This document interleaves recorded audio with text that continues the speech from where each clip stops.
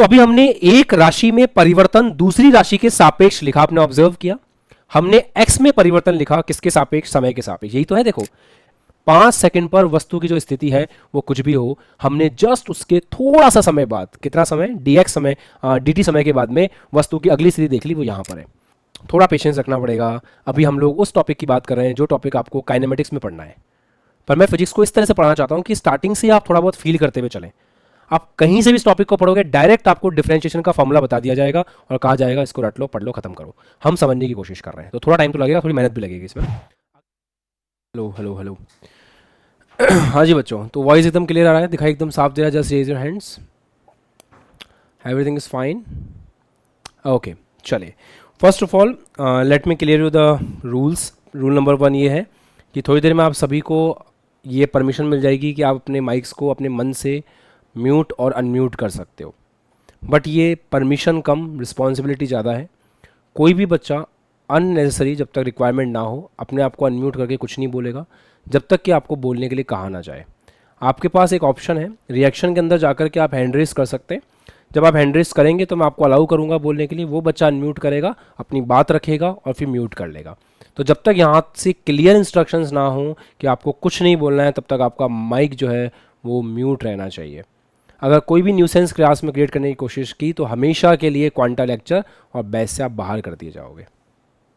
This is as simple as that, okay. चलिए heading लगाएंगे, अवकलन डिफरेंशिएशन। डिफरेंशिएशन अवकलन स्टार्ट करते हैं। स्टार्टिंग में आपको इसका फील आने में टाइम लगेगा। Again I am saying, starting में आपको इसका फील आने में टाइम लगेगा। स्टार्टिंग में हम कंसेप्ट देख रहे हैं, फील लेने के लिए हम थोड़ा सा वेट करेंगे, लगभग 20 से 25 मिनट, फिर हमारे अंदर उस टॉपिक का फील डेवलप हो जाएगा, but it will take time. First of all हम फलन के बारे में जो जानते हैं उसको देखते हैं। फंक्शन के बारे में हम ये जानते हैं कि y is a function of x, उसको ऐसे लिखा जाता है, मतलब y जो है वो x का फलन है, उसको ऐसे लिखा जाता है। तो y x का फलन है, इसका मतलब क्या होता है? इसका मीनिंग है y x का फलन है। जो मोमेंटम 5.0 के बच्चे लेक्चर्स को देख रहे हैं, अगर आपने बेसिक मैथमेटिक्स का फर्स्ट लेक्चर्स देख रखे हैं जो आपके ऐप में अपलोड हुए थे, तो ही आपको ये क्लास समझ में आएगी, अदरवाइज नहीं। तो y is equal to f x, जिसमें y x का फलन है, मतलब x के अलग अलग मान रखेंगे तो y के हमें अलग अलग मान जो है वो प्राप्त होंगे, है ना। अब ऐसे देखें कि x में जो परिवर्तन है, मान लो मैंने x के अंदर एक परिवर्तन किया। x में क्या परिवर्तन किया? मैंने x में डेल्टा x का परिवर्तन किया, मतलब x में मैंने एक छोटा सा चेंज किया कि मैंने x में x प्लस डेल्टा x कर दिया। तो ऑब्वियस सी बात है y के अंदर भी चेंज आएगा, है ना। y के अंदर कैसे चेंज आएगा? y भी चेंज होकर के डेल्टा y हो जाएगा। तो डेल्टा x क्या है? डेल्टा का मतलब, चाहे फिजिक्स हो, चाहे केमिस्ट्री हो, चाहे मैथमेटिक्स हो, हम जनरली डेल्टा का मतलब लेते हैं चेंज, बदलाव। तो हमने x में जो चेंज किया दैट इज डेल्टा x, अपने y में जो चेंज किया वो डेल्टा y। अगर मैं आपसे ये बोलूं कि y में x के सापेक्ष परिवर्तन की दर क्या है, अगर मैं आपको ये बोलूं कि y में x के सापेक्ष परिवर्तन की दर क्या है,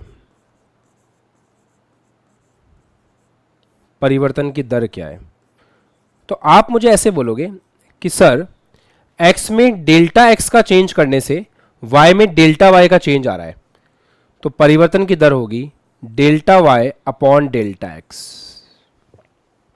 इसको कहा जाएगा y में x के सापेक्ष परिवर्तन की दर। मतलब बेसिकली हम इसको कैसे लिख पाएंगे? y में परिवर्तन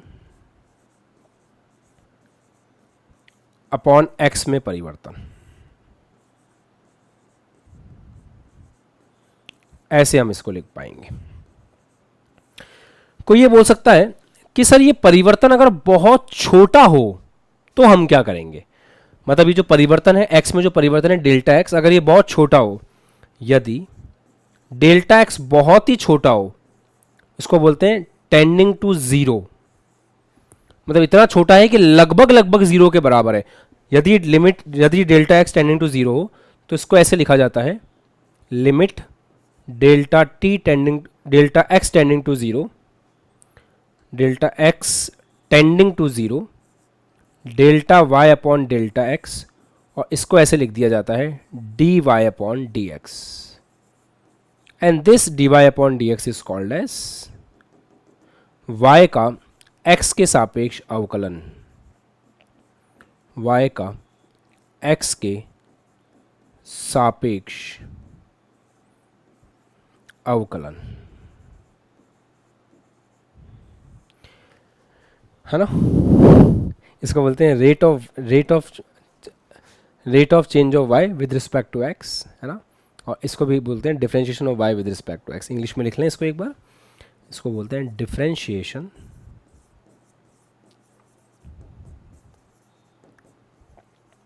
ऑफ एक्स, लिख लो पूरा पहले, with respect to y, differentiation of y with respect to x, sorry, differentiation of y with respect to x, ऐसे इसको बोलते हैं। अब 11th क्लास के बच्चे बोलेंगे सर मुझे यहाँ तक तो सब कुछ समझ में आ रहा था, इसके बाद की दुनिया एकदम अजीब सी हो गई, इसके बाद कुछ समझ में नहीं आया। कोई बात नहीं, अभी लिख लो, धीरे धीरे सब समझ में आ जाएगा, जस्ट नोट इट डाउन। अब हम थोड़ा सा ना टॉपिक का फील लेने की कोशिश करते हैं।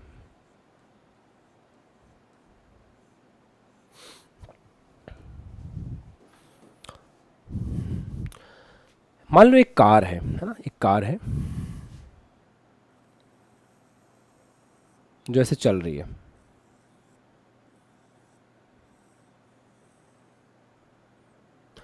क्या आपने बचपन में कुछ फॉर्मूले पढ़ रखे हैं, छोटे मोटे फॉर्मूले बचपन में पढ़ रखे हो कि वेग बराबर विस्थापन बटा समय, ऐसा कुछ पढ़ रखा है? वेग बराबर विस्थापन बटा समय, चाल बराबर दूरी बटा समय, इस तरह की कुछ चीज़ें पढ़ रखी हैं क्या? चलो देखते हैं कुछ काम आए आपके। ये जो आपकी कार है ये मान लेते हैं 0,0 पर है, मतलब मूल बिंदु पर है, जहाँ से अपन चेक करें और 0,0 पे चलती है चलती है चलती है। 2 सेकंड बाद आपकी कार जिस पॉइंट पे होती है उस पॉइंट के जो निर्देशांक है, लेट अस सपोज वो 20 है, 20 मीटर, 0 है। फिर हम 5 सेकंड बाद में चेक करते हैं, तो 5 सेकंड बाद आपकी कार हमको जहां मिलती है ना, उस पॉइंट के जो निर्देशांक है वह है 125 मीटर, 0। इस प्रकार का हमें देखने को मिलता है। डन। अब मैं आपसे ये पूछूं, और ये मान लेते हैं ये कार जो है बिल्कुल सीधी जा रही है एक्स एक्सिस के अंदर ऐसे। मैं आपसे ये पूछूं कि मुझे औसत वेग बताइए।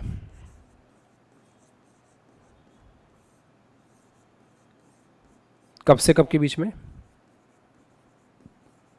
समय 2 सेकंड से 5 सेकंड के बीच में। तो देखते हैं आप कैसे बताओगे। आप बोलोगे सर औसत वेग का फॉर्मूला होता है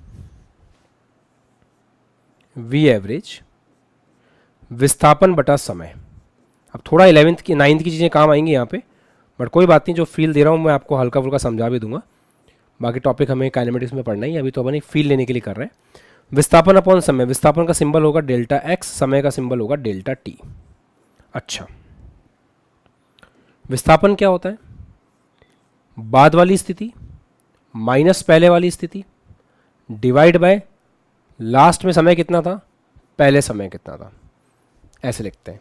बाद वाली स्थिति माइनस पहले वाली स्थिति डिवाइड बाय समय कितना लगा। अच्छा, क्या आप मुझे बता सकते हो बेटा कि टाइम बराबर 5 सेकंड पे वस्तु की स्थिति क्या है?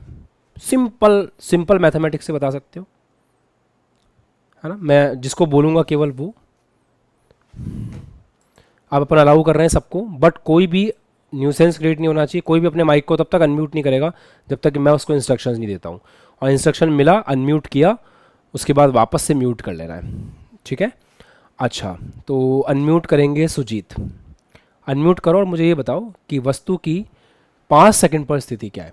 सुजीत कुमार अनम्यूट करो।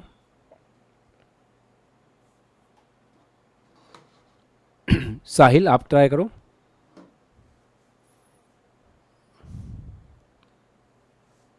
20,0 यस सर। सर।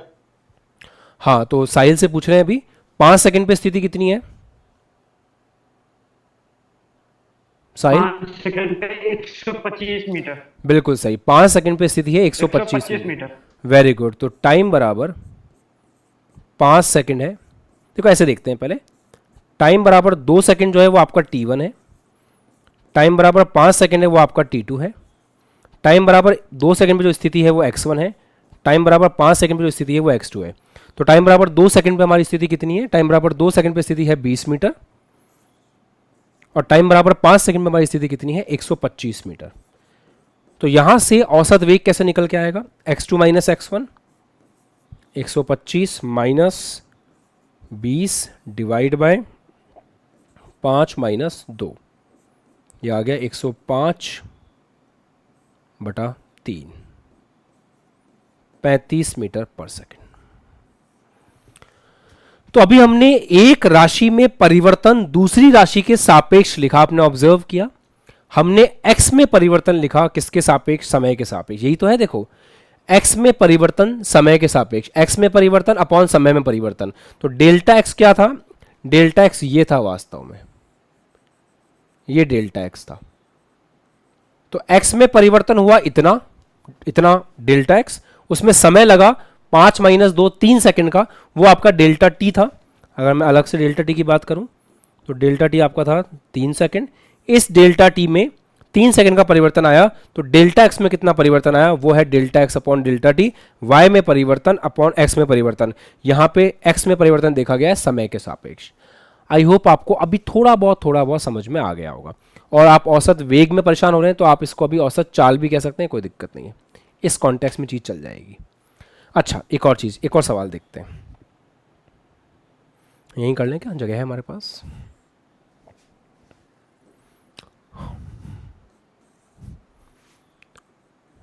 मान लो ऐसा हो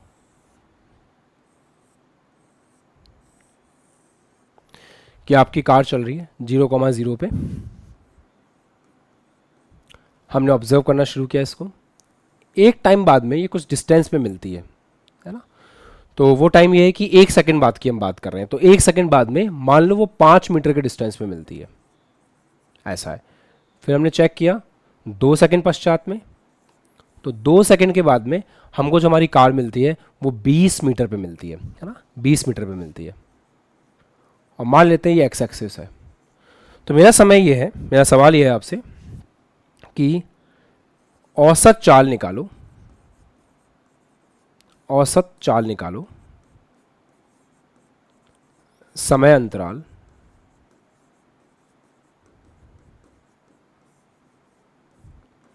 टाइम बराबर 1 सेकंड से टाइम बराबर 2 सेकंड के बीच।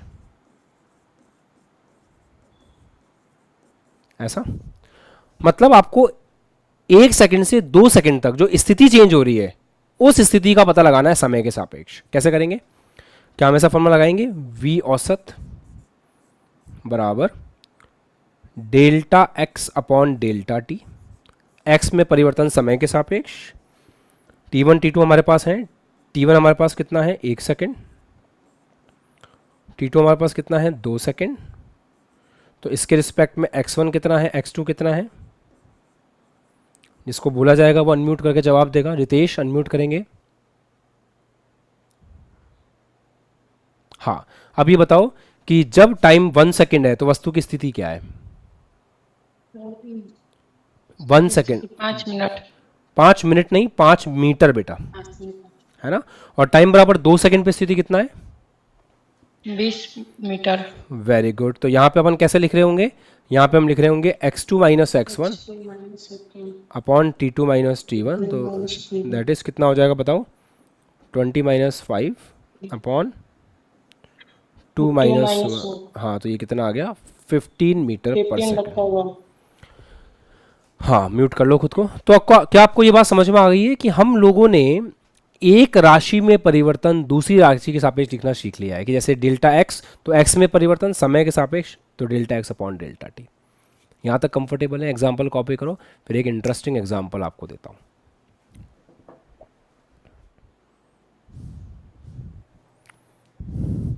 साथ साथ लिखने की हैबिट जनरेट करेंगे अपने अंदर अब थोड़ी थोड़ी, है ना, ताकि पॉज लेने के बाद में आप फटाफट से लिख लें और फिर हम आगे बढ़ जाएं।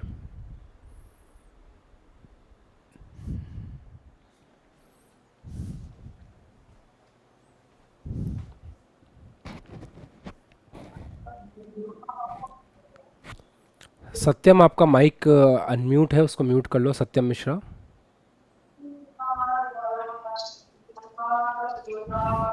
सत्यम माइक म्यूट करो। Yes sir. सत्यम, कुशाग्र, मंजीत, आपके माइक अनम्यूट है, माइक म्यूट कीजिए। बोलना नहीं पड़ना चाहिए, सभी को अपने माइक्स ऑफ रखना है। मंजीत कुमार, सत्यम मिश्रा, आपके माइक अभी भी अनम्यूट हैं।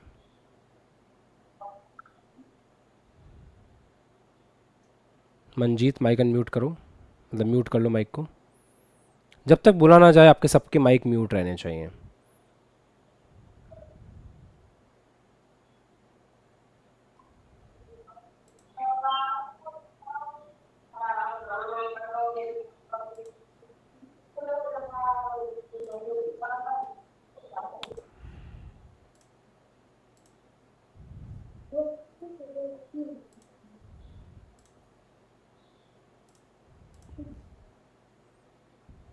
मंजीत, आपका माइक म्यूट नहीं है, इसलिए आपको क्लास से रिमूव किया जा रहा है ना। चलिए ओके, आगे बढ़ते हैं।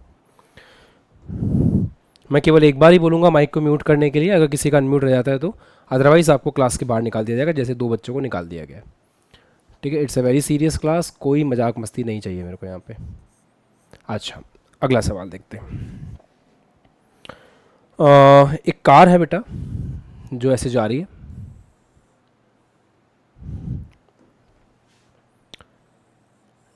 इस कार के लिए ये मान लो यहाँ से स्टार्ट करती है 0,0 से स्टार्ट करती है, अपने एक्स एक्सिस पे जा रही है, ऐसा मान सकते हैं अपन, कोई दिक्कत नहीं है, ऐसे मान लेंगे कि एक्स एक्सिस पे जा रही है। अच्छा, अपन को क्या करना है, इस कार के बारे में हमको एक जानकारी दे रखी है। क्या जानकारी दे रखी है कि समय के साथ साथ इसकी जो स्थिति है वो ऐसी है 5t²। मतलब समय जब टाइम बराबर 0 होगा तो आपकी वस्तु कहाँ पे होने वाली है, आपकी कार कहाँ पे होने वाली है, आप टाइम की जगह 0 पुट कर दीजिए, वहाँ पे x की वैल्यू आ जाएगी, आपकी कार वहाँ पे होगी। जब टाइम बराबर 1 होगा तो आप यहाँ पे टाइम बराबर 1 रख दीजिए, तो आपकी कार कहाँ पे होगी आपको पता चल जाएगा। जब टाइम बराबर 2 होगा तो यहाँ पे 2 रख दीजिए। मतलब आप जो भी टाइम चाहते हैं उस टाइम पे कार की जो स्थिति है वो आपको समय के साथ में दे रखी है। जब आपका मन करे तब आप कार की स्थिति समय के साथ निकाल सकते हैं, कोई प्रॉब्लम नहीं है। अच्छा, अब हमसे सवाल क्या पूछ रहा है, सवाल बड़ा इंटरेस्टिंग है। सवाल हमसे ये पूछ रहा है कि समय 5 सेकंड पर चाल बताइए। समय 5 सेकंड पर चाल बताइए। अब यहां हम परेशान हैं क्योंकि हमारे पास एग्जैक्ट 5 सेकंड पे चाल बताने के लिए कोई फॉर्मूला है ही नहीं। अभी तक हमारे साथ क्या हो रहा था ओम, अभी तक हमको वो बोल रहा था कि टाइम बराबर t1 पे स्थिति ये है, टाइम बराबर t2 पे स्थिति ये है, आप इस समय से इस समय के बीच में निकालो। देखो 2 सेकंड से 4-5 सेकंड के बीच में निकालो, आप 1 सेकंड से 2 सेकंड के बीच में निकालो। तो हम 1 सेकंड पे स्थिति चेक करते थे, फिर हम 2 सेकंड पे स्थिति चेक करते थे, स्थिति का अंतर लेते थे, समय का अंतर लेते थे, काम बन जाता था। क्या इस बार हमारे पास ऐसा कोई ऑप्शन है? इस बार हमें वो एग्जैक्टली बोल रहा है कि टाइम बराबर 5 सेकंड पर आपको चाल बतानी है। अब कोई बच्चा ऐसा ना कर दे कि यहाँ पे 5 सेकंड रखा और चाल बता दी। ये एक्स है, ये स्थिति है, मतलब उसने सवाल में जो दे रखा है वो स्थिति दे रखा है और जो पूछ रहा है वो चाल पूछ रहा है। अच्छा, क्या करें क्या करें, हमने दिमाग लगाया, बहुत इंटरेस्टिंग दिमाग लगाया। हमने कहा एक काम करते हैं, टाइम बराबर 5 सेकंड पर कार कहाँ होगी पहले वो सोचते हैं। तो टाइम बराबर 5 सेकंड पर कार कहाँ होगी, मान लेते हैं टाइम बराबर 5 सेकंड पर कार यहां पर है, ये टाइम बराबर 5 सेकंड पर कार है, चलेगा? अब लिखना नहीं है, सुनना है केवल। यहां टाइम बराबर 5 सेकंड पर कार यहां पर हमने सोच लिया। फिर हमने सोचा कि 5 सेकंड के ठीक बाद में, बहुत ज्यादा बाद नहीं, जस्ट 5 सेकंड के बाद कार कहां पे होगी। तो आप बोलोगे सर 5 सेकंड के ठीक बाद में, हां 5 सेकंड से बहुत छोटे से समय के बाद, 5 सेकंड से बहुत छोटे से समय के बाद कार कहां होगी। तो आप बोलोगे सर 5 सेकंड से बहुत छोटे से समय के बाद कार यहां पे होगी, इस जगह पे, ऐसे। ठीक है, मतलब कितने टाइम की बात कर रहा हूं, ये यहां से यहां तक था टाइम 5 सेकंड। मैं जिस टाइम की बात कर रहा हूं वो है 5 सेकंड में छोटा सा टाइम और जोड़ दो, हल्का सा, छोटा सा, बहुत छोटा सा। तो 5 सेकंड में बहुत छोटा सा टाइम जोड़ देते हैं, dt। अब ये d क्या बला है, सुनो। ऑलवेज रिमेंबर, कभी भी किसी चीज के साथ d लग जाए ना फिजिक्स में, तो उसका मतलब होता है बहुत छोटा, वेरी स्मॉल, मतलब अत्यंत सूक्ष्म। जैसे अगर d लग जाए x के साथ में तो x का बहुत छोटा सा मान, अगर d लग जाए t के साथ में तो समय का बहुत छोटा सा मान, अगर d लग जाए निशिका y के साथ में तो y का बहुत छोटा सा मान। तो किसी के साथ भी d लग रहा है मतलब बहुत छोटे मान की हम बात कर रहे हैं। तो मैंने कहा कि टाइम बराबर 5 सेकंड पे हमको निकालना है, 5 सेकंड से जस्ट बाद में, 5 सेकंड से बहुत छोटा सा बाद में। तो छोटा सा बाद कितना हो गया, dt। तो 5 सेकंड पर वस्तु की जो स्थिति है, 5 सेकंड पर वस्तु की जो स्थिति है वो कुछ भी हो, हमने जस्ट उसके थोड़ा सा समय बाद, कितना समय, dx समय, dt समय के बाद में वस्तु की अगली स्थिति देख ली, वो यहां पर है। अच्छा, क्या टाइम बराबर 5 सेकंड से टाइम बराबर 5 प्लस dt, इस एक्स्ट्रा dt टाइम में वस्तु ने कुछ तय किया होगा, कुछ आगे तय किया होगा ना। तो मान लेते हैं 5 सेकंड प्लस dt समय में वस्तु ने आगे जो हल्का सा तय किया है वो बहुत बड़ा होगा या बहुत छोटा होगा। सोचो सर, समय बहुत छोटा है, dt एक बहुत छोटा सा समय है, तो x भी बहुत छोटा होगा ना, जो तय किया होगा वो भी बहुत छोटा होगा प्रियांशी। तो यहां पे ये जो तय किया है ये भी बहुत छोटा है, मान लेते हैं dx तय किया है, मान लेते हैं dx तय किया है। अच्छा, ये dx अपन कैसे निकाल सकते हैं, ये जो dx तय हुआ है अपन कैसे निकाल सकते हैं। आप बोलोगे सर टाइम बराबर 5 प्लस dt पर वस्तु की जो स्थिति है उसमें से माइनस कर दीजिए टाइम बराबर 5 सेकंड पर वस्तु की जो स्थिति है, ये बचा हुआ dx आ जाएगा। क्या हम एक बार वापस देखें इसको, कोई टेंशन नहीं है, आराम समझो। देखो टाइम बराबर 5 सेकंड पर वस्तु की स्थिति है, ये चलेगा, ये वाली स्थिति है। टाइम बराबर 5 प्लस dt, छोटे से समय के बाद 5 प्लस dt पर वस्तु की स्थिति है ये। तो dt समय में वस्तु ने कितना तय किया, आप इसमें से अगर इसको माइनस करोगे तो ये छोटा सा जो तय हुआ है ना dt समय में, dx, वो निकल करके आ जाएगा। क्या इतनी बात समझ आ रही है, कोई दिक्कत तो नहीं है अभी। अब हम लिखने की कोशिश करते हैं, वेट करो, थोड़ा सा वेट करो सुजीत, अभी हम लिखने की कोशिश करते हैं। देखो कैसे, सबसे पहले टाइम बराबर 5 सेकंड पर क्या आप वस्तु की स्थिति बता सकते हो। सर यहां पे 5 रख देंगे तो 5 का स्क्वायर बराबर 125 मीटर। क्या सही है? क्या हम वस्तु की स्थिति बता सकते हैं 5 सेकंड पे कितनी है अभिषेक? अच्छा, अब क्या कर रहे हैं, अब हम time is equals to 5 plus dt पर बताने की कोशिश करते हैं। तो 5 प्लस dt पर वस्तु की जो स्थिति है उसको निकालने की कोशिश करते हैं। Let us suppose this is x1। अच्छा, अब हम टाइम बराबर 5 प्लस dt पर x2 निकालने की कोशिश करते हैं। कैसे निकलेगा? आप टाइम की जगह क्या पुट करोगे, 5 प्लस dt, तो रखो 5 प्लस dt का होल स्क्वायर, ऐसे कैलकुलेट होगा। अच्छा, 5 प्लस dt का होल स्क्वायर ओपन कर सकते हो क्या, a square plus b square plus 2ab, कितना आ गया 25 प्लस 10t प्लस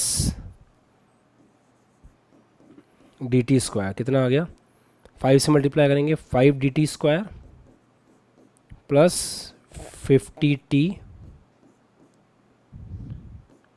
प्लस 125, तो कितना आ गया 5 dt square plus 50t plus 125। अच्छा, हमने क्या क्या निकाल लिया है, वापस से देखो एक बार। 5 सेकंड पर वस्तु की जो स्थिति थी वो ये रही, 5 में थोड़ा सा टाइम जोड़ा, dt बहुत छोटा सा टाइम, तो वस्तु की जो स्थिति है वो ये रही। अब हम कैसे लिखेंगे चाल?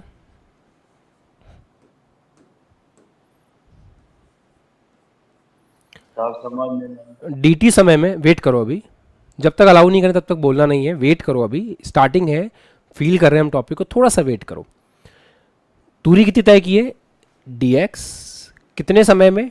dt समय में, तो ये हो गया dx अपॉन में dt, तय दूरी अपॉन तय समय। तो दूरी कितनी तय करी? dx, समय कितना लगा? dt। अभी वेट करो। अच्छा, dx कैसे लिख सकते हो आप?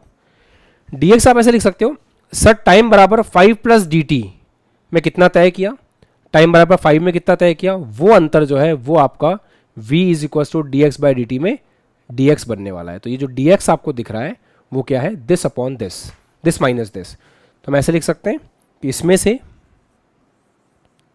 5 T T square plus 50t plus 125 में से हम माइनस करेंगे किसको? 125 को। ये हमारे पास आ गया dx अपॉन में आ गया dt।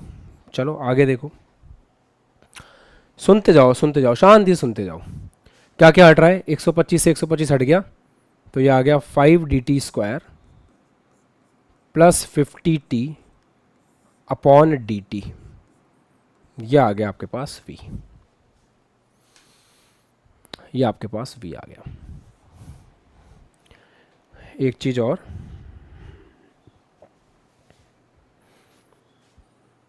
ये dt है ना, यहाँ dt रहेगा, एक सेकंड, यहाँ dt है।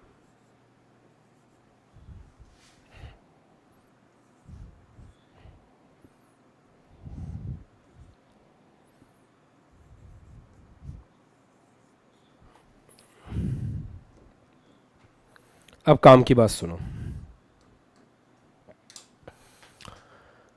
हमने किया क्या है? हमें ऐसा कहा गया था कि टाइम बराबर 5 सेकंड पर वस्तु की चाल बताओ। अच्छा, टाइम बराबर 5 सेकंड पर वस्तु की चाल बताने के लिए हमारे पास अभी तक कोई फॉर्मूला नहीं है। हम औसत चाल बता सकते हैं, एवरेज बता सकते हैं। उसके लिए हम क्या करते हैं? तय दूरी बटा तय समय, तो x2 minus x1 upon t2 minus t1, ऐसे हम कर लेते हैं जैसे हमने पिछले 2 सवालों में किया था। इसमें हमें कोई दिक्कत नहीं हुई। टाइम बराबर 2 सेकंड पे पता था, 5 सेकंड में पता था, 5 सेकंड में से 2 सेकंड को माइनस किया, आ गया सब कुछ।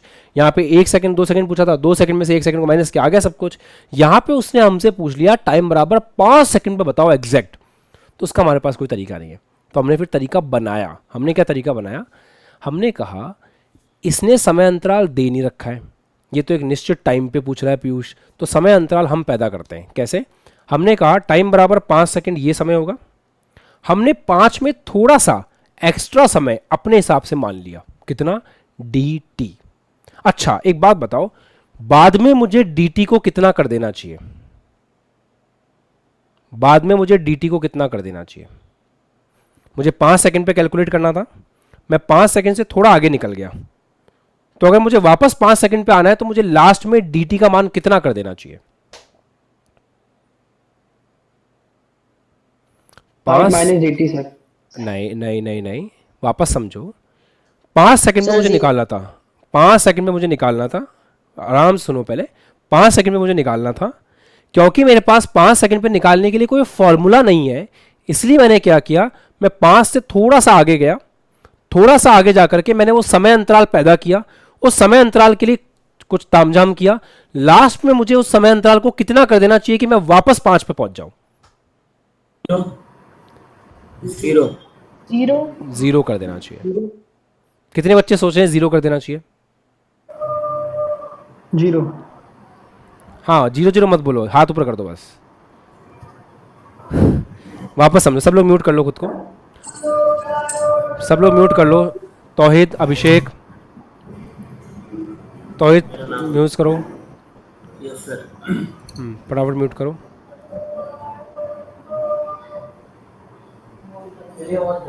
म्यूट करना आता है? आप क्लिक कर सकते हो जहाँ पे आइकन बना होता है।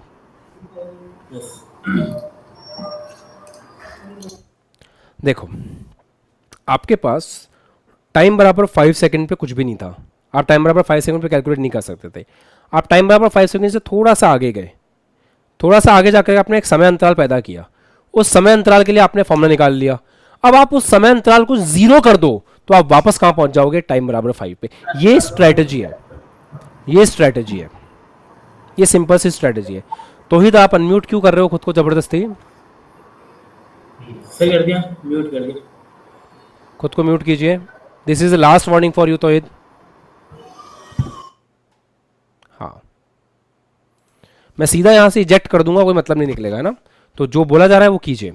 अच्छा, टाइम बराबर 5 सेकंड के ऊपर, टाइम बराबर 5 सेकंड के ऊपर अब अपन वापस इस स्ट्रेटजी पे आते हैं। टाइम बराबर 5 सेकंड पे निकालना था, हमें कुछ नहीं पता उसके बारे में। हमने क्या किया, उसको टाइम बराबर 5 सेकंड के बाद में एक छोटा सा समय अंतराल मान लिया 5 प्लस डी टी। समझना, टाइम बराबर 5 सेकंड पे हमें कुछ नहीं पता, हमने टाइम बराबर 5 सेकंड के जस्ट बाद में एक छोटा सा समय अंतराल मान लिया डी टी। उस dt समय अंतराल में कितनी दूरी तय हुई, dx। तो हम फॉर्मूला लगा सकते हैं dx अपॉन dt, तय दूरी अपॉन तय समय।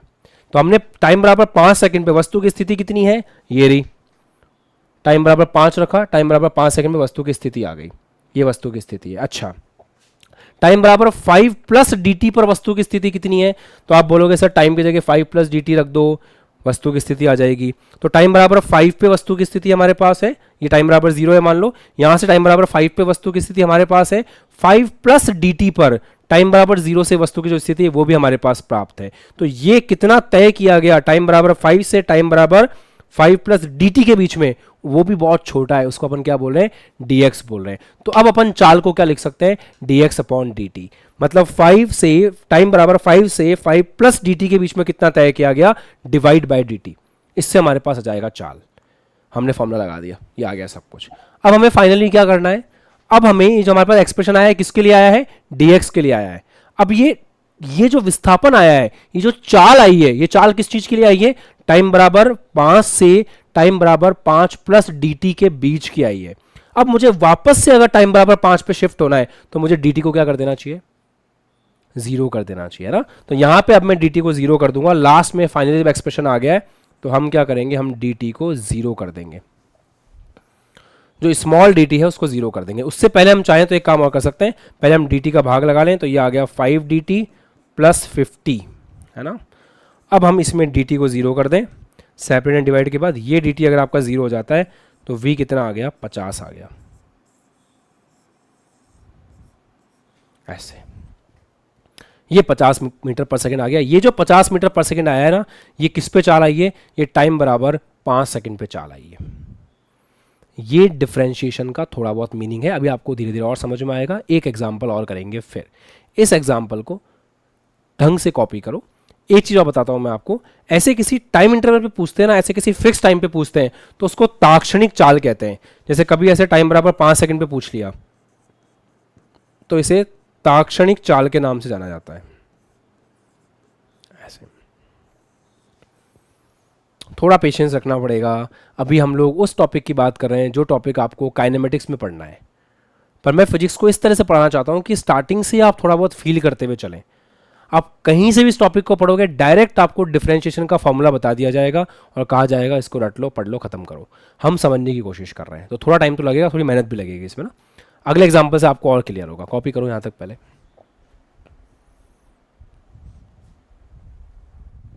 बताओ।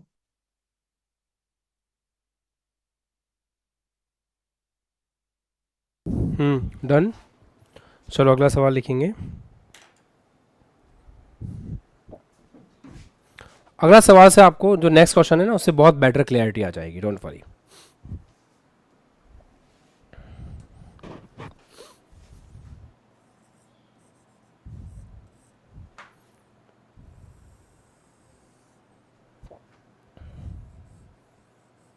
ये हमारी कार है, एक्स एक्सिस पे चल रही है। इसके लिए x इज इक्वल टू है 5t² दे रखा है अपन को। स्थिति और समय में संबंध दे रखा है।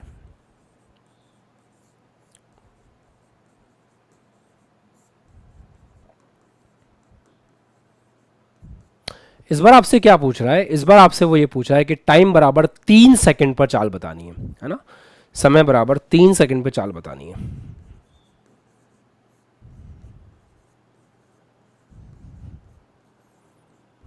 अच्छा ध्यान से सुनना, क्या हम समय बराबर 3 सेकंड पे चाल बता सकते हैं क्या?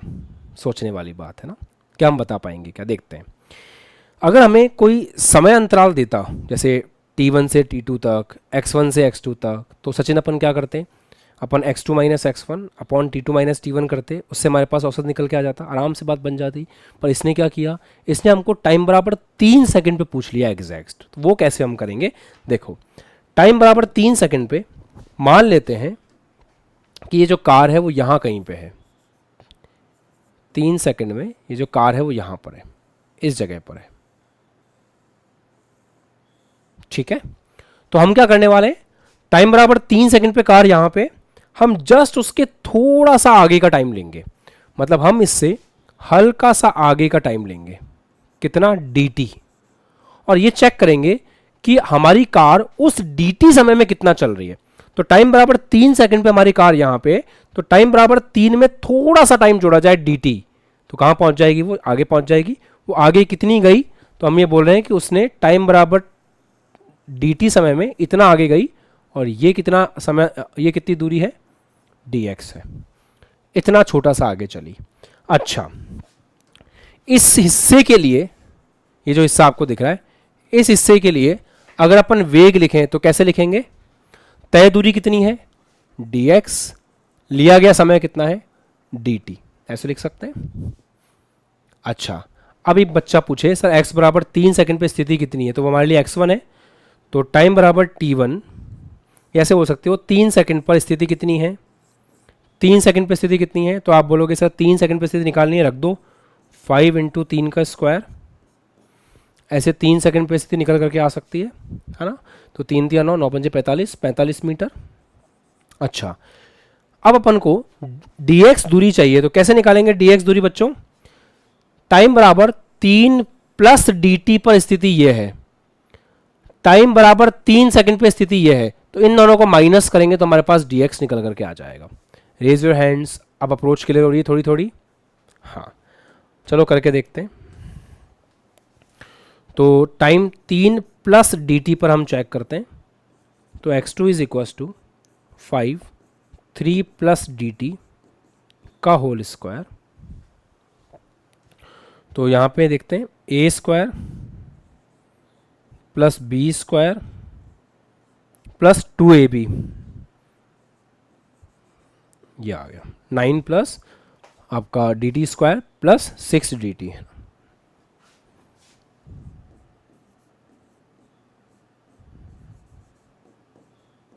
मतलब आप क्या कर रहे हो ना, आपके पास जो भी समय अंतराल है आप उससे आगे जा रहे हो थोड़ा सा। जैसे टाइम अंतराल 3 है तो आप 3 से हल्का सा आगे जा रहे हो, 3 प्लस डी एक्स। 5 था, 5 से हल्का सा आगे जा रहे हो, 5 प्लस डी एक्स। ये लॉजिक है ना। कितना आ रहा है? 30 डी टी। अच्छा, इधर क्या करेंगे अपन? अब डी एक्स कैसे निकालेंगे? डी एक्स निकालने का तरीका क्या होगा? इसमें से इसको माइनस कर दो, डी एक्स आ जाएगा। 3 प्लस डी टी में जितना तय किया और 3 में कितना तय किया उसको माइनस कर लो, आपके पास डी एक्स आ जाएगा। तो डी एक्स कितना है? 45 plus D T square plus 30 D T. इसमें से माइनस किया 45 को। समय अंतराल कितना लगा इस काम में? समय अंतराल लगा इस काम में डी टी। अच्छा, 45 से 45 कैंसिल हो जाएगा, डी टी से डिवाइड लगाएंगे तो ये आ जाएगा 30 प्लस डी टी। ये आ गया 30 प्लस डी टी। और एक चीज़ और, यहाँ 5 भी तो आएगा, तो 30 प्लस 5 डी टी, ये आ गया। अच्छा, ये v आ गया। अब एक बात बताओ, इस v में मैं क्या चेंज करूं कि मुझे टाइम बराबर 3 सेकंड पे वेग मिल जाए? टाइम बराबर पे 3 सेकंड पे जो वेग था सचिन, वो हमें निकालना था, चाल हमें निकालनी थी। हम टाइम बराबर 3 से 3 प्लस डी टी आगे गए, तो अब मैं लास्ट में क्या चेंज करूं कि मैं वापस 3 पे आके वैल्यू को चेक कर सकूं? डी टी को क्या करते हैं अपन? 0। जब हम 5 से, जो हम 3 से थोड़ा सा आगे गए, जब तक अलाउ नहीं करें नहीं बोलना है, जब तक हम थोड़ा सा आगे गए, थोड़ा सा आगे गए dt, अगर हम वापस से dt को 0 कर दे तो वहीं पहुंच जाएंगे। तो इसका मतलब ये जो dt है हमें इसको 0 के इक्वल करना है। तो v इज इक्वल टू कितना आ गया? 30। मतलब टाइम बराबर 3 पर बॉडी की जो स्पीड है वो कितनी थी? 30 थी। ये थोड़ा थोड़ा मीनिंग है ना। सचिन, दोस्त से बाद में ही बात हो सकती है, पढ़ लें अपन अभी। सर एक बार रिपीट कर दो फिर एक बार। हाँ, पूरा रिपीट करते हैं। लोकेश वापस देखो, मुझे आपको जो समझाना है ना वो ये समझाना है वास्तव में कि ये क्या था।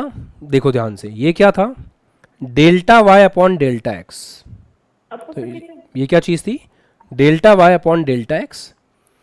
इसमें जब अपन ने डेल्टा एक्स को जीरो की तरफ लेके गए, डेल्टा एक्स को छोटा किया, तो ये ऑटोमेटिकली क्या बन गया, d Y by D x.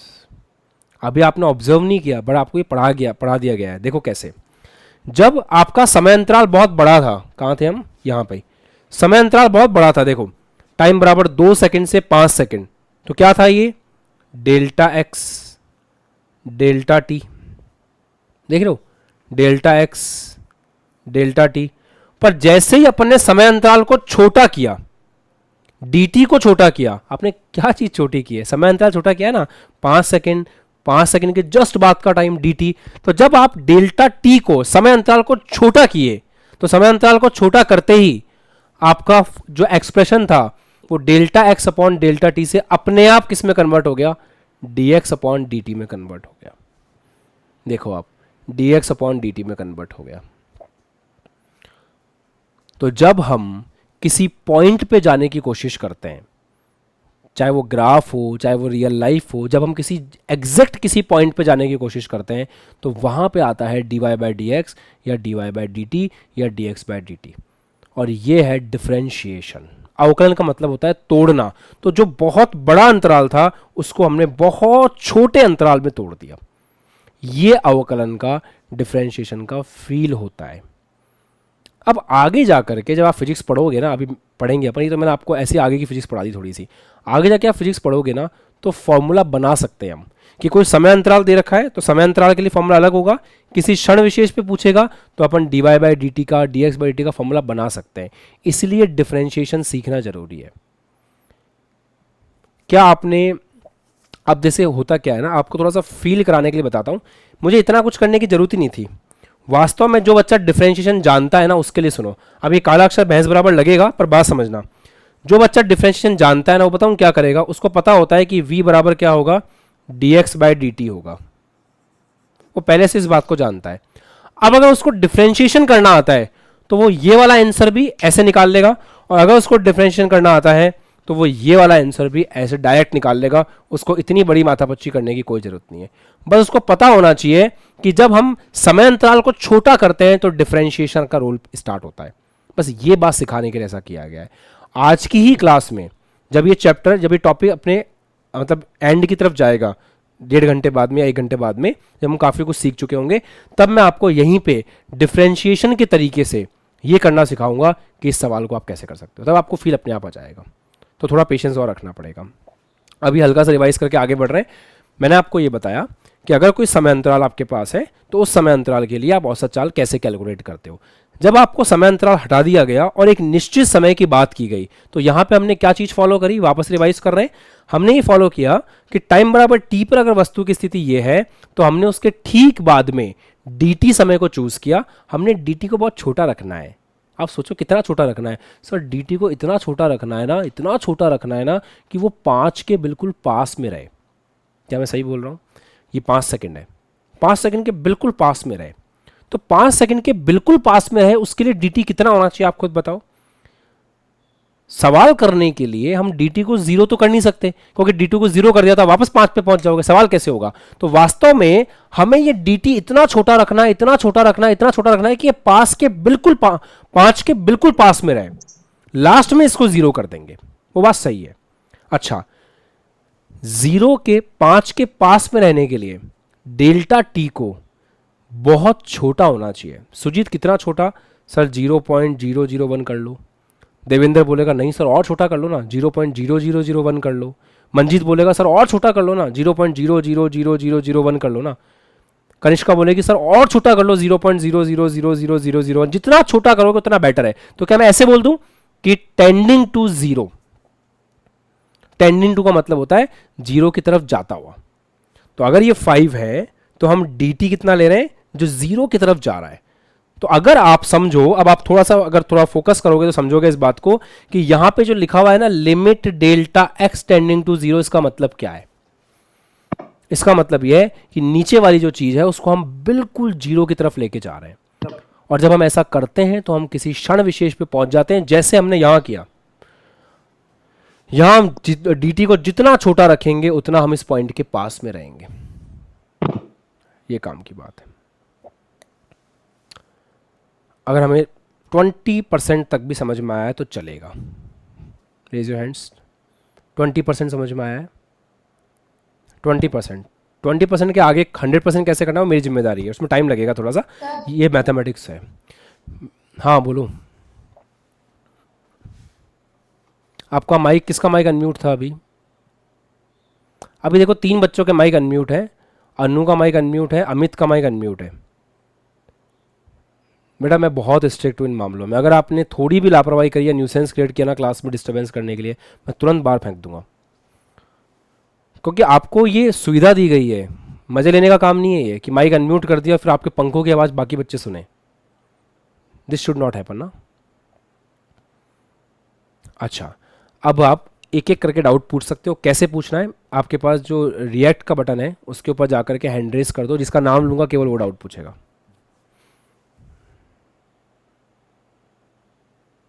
और इस टॉपिक का डाउट होना चाहिए और कुछ भी नहीं, फिर मैं आगे बढ़ूंगा। ज़्यादा डाउट्स नहीं लेंगे, थोड़े बहुत डाउट्स लेंगे। लोकेश फटाफट पूछो, अनम्यूट करो और पूछो।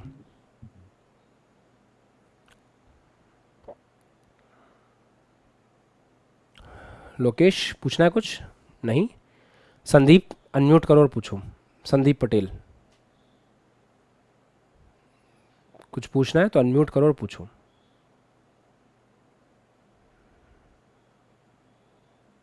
जहाँ पे जो माइक वाला आइकन होता है उस पर क्लिक करोगे तो अनम्यूट हो जाएगा। तब तक खुशबू आपको कुछ पूछना है पूछ लो।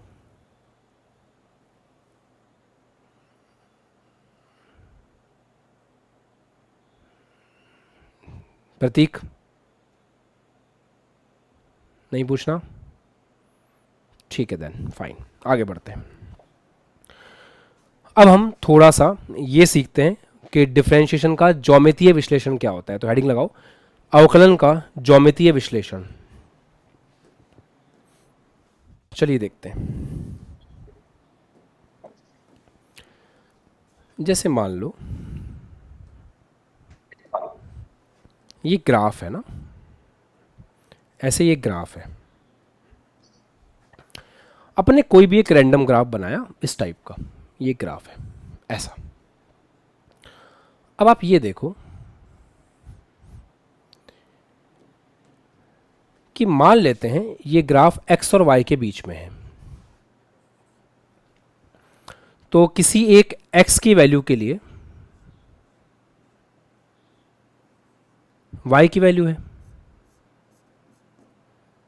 ना, हम x की कुछ वैल्यू रखेंगे और उससे हमारे पास y की कुछ वैल्यू निकल के आ जाएगी। सही है। हमने क्या किया, हमने x की जगह रखा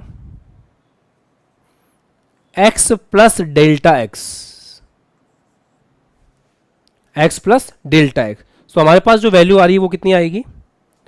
हमारे पास जो वैल्यू आ रही है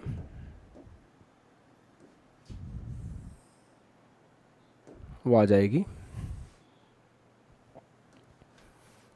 y प्लस डेल्टा वाई।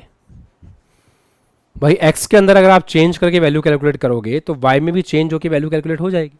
अब ऐसे देखो, मान लो आपने वही वाली बात कर रहा हूँ मैं, जैसे 2 सेकंड रखा आपने यहाँ पे, 2 सेकंड में जो वैल्यू आई वो एक वैल्यू आ गई, फिर 2 में आपने 3 सेकंड और जोड़े, 5 सेकंड हो गया, 5 सेकंड में जो वैल्यू आ रही है वो ये आ गई। आप चाहो तो इसको ऐसे भी बोल सकते हो कि ये आपका x1 है, ये आपका x2 है पूरा, ऐसे भी समझ सकते हो, कोई दिक्कत नहीं है। ये आपका y1 है और ये आपका y2 है, ऐसे भी आप देख सकते हो, चलेगा। अच्छा बेटा एक बात बताओ, जैसे ये 2 पॉइंट्स मैं ले रहा हूँ यहाँ पे, एक पॉइंट ये ले रहा हूँ, एक पॉइंट ये ले रहा हूँ, इन दोनों को आपस में कनेक्ट करता हूँ अगर मैं ऐसे,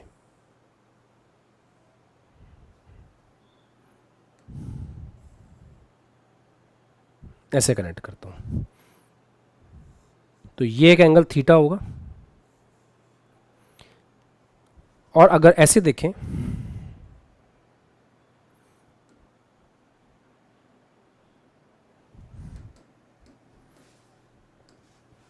ये एंगल थीटा होगा। ऐसे कोई भी कर्व होता है ना, जैसे ये कर्व जा रहा है, इसके आपने दो पॉइंट्स लिए और उन दो पॉइंट्स को कनेक्ट करने वाली एक लाइन बना दी आपने। ऐसे दो पॉइंट्स लिए, उनको कनेक्ट करने वाली एक लाइन बना दी, तो उस लाइन को सेकंड कहते हैं, उस लाइन को सेकंड कहते हैं। तो ये जो थीटा है, इस थीटा का टेन थीटा क्या कहलाएगा? आपने स्ट्रेट लाइन में पढ़ा था बेसिक मैथमेटिक्स में कि इस थीटा का टेन थीटा कहलाएगा स्लोप ऑफ दिस लाइन। और ये लाइन कौन सी है? सेकंड, तो इसको बोलेंगे स्लोप ऑफ सेकंड, सेकंड का स्लोप, ऐसे इसको बोल पाएंगे। भाई यहां पे स्ट्रेट लाइन कौन सी है?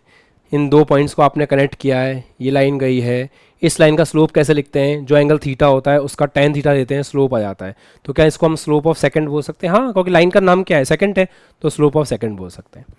अच्छा, एक बात बताओ, ये दिख रहा है आपको? क्या आप मुझे ये बता सकते हो कि ये कितना होगा? और क्या कोई बच्चा मुझे ये बता सकता है कि ये कितना होगा? सोचो आराम से, ये कितना होगा और ये कितना होगा? लगाएं दिमाग। यहां से यहां तक कितना है? y2। यहां से यहां तक कितना है? y1। तो ये कितना हुआ? y2 minus y1। तो ये आपका हो जाएगा y2 माइनस y1। अच्छा, ये कितना हुआ? तो आप बोलोगे सर यहाँ से यहाँ तक है x2, यहाँ से यहाँ तक है x1, तो ये कितना हुआ? ये हुआ x2 माइनस x1। लिख लिया?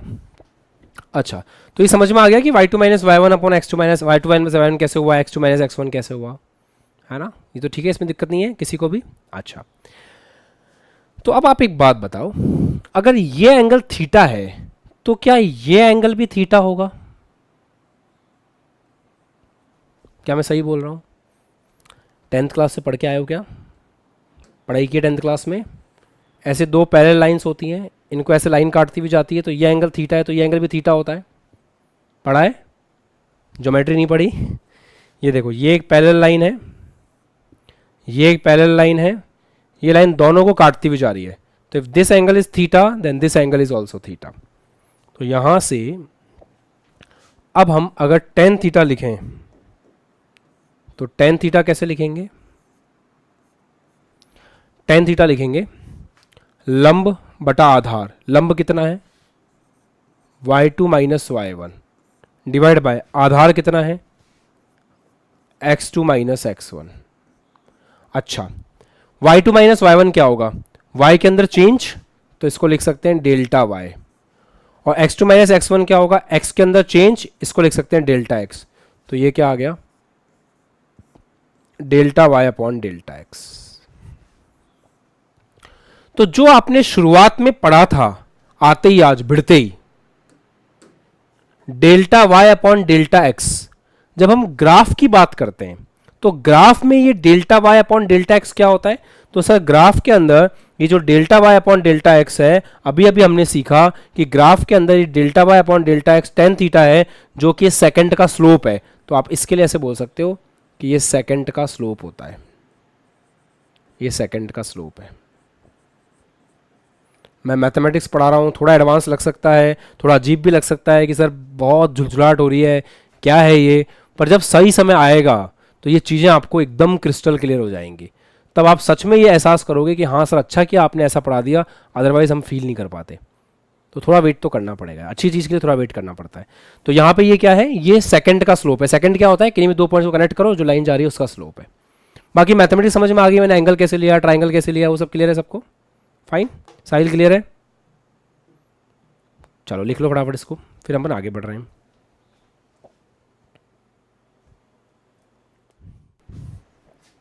चलिए आगे बढ़ रहे हैं, अब देखना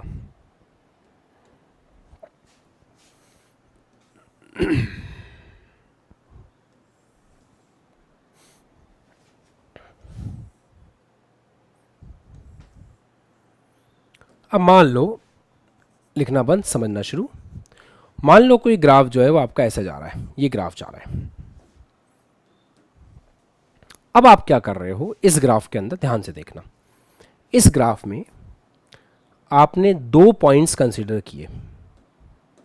पहला पॉइंट आपने लिया यहां पर, इस जगह पर,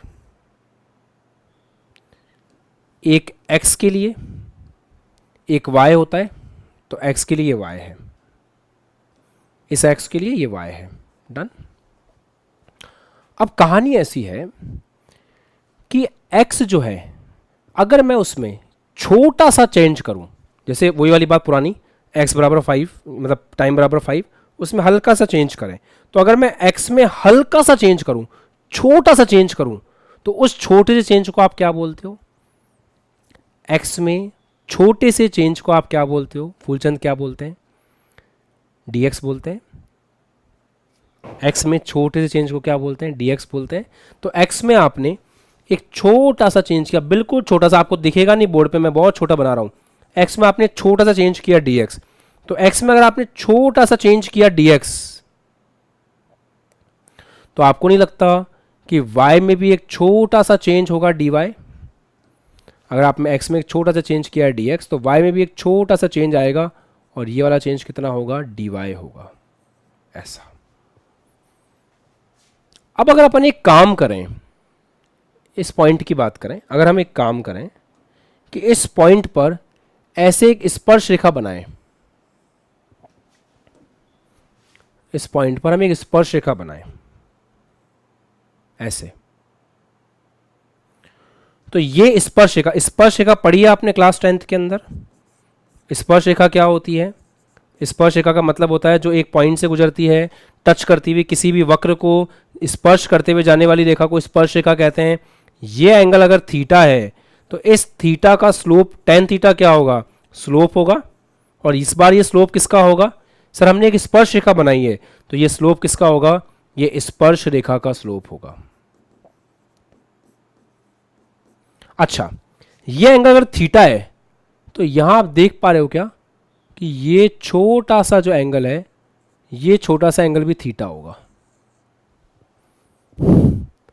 अब ये दिखना बंद हो गया होगा, तो एक काम करते हैं,